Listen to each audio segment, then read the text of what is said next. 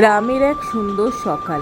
সেই গ্রামে থাকতো রামু নামে এক গরিব কিষাণ। সে বাড়িতে ফিরে চিন্তা করতে লাগলো তার পরিবার কিভাবে চলবে।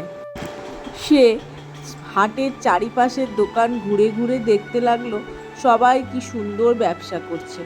সে তারপরে জঙ্গলের একটা পাথরের ওপরে বসে চিন্তা করতে লাগলো তাকেও একটা কোনো কাজ করতে হবে।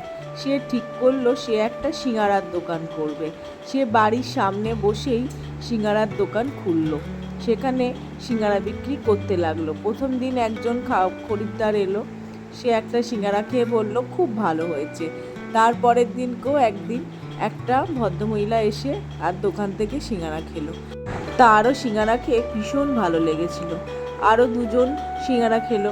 এই করে করে আস্তে আস্তে তার সিঙাড়ার দোকান নাম গ্রামের মোটামুটি সবার কাছেই পরিচিত হয়ে গেল।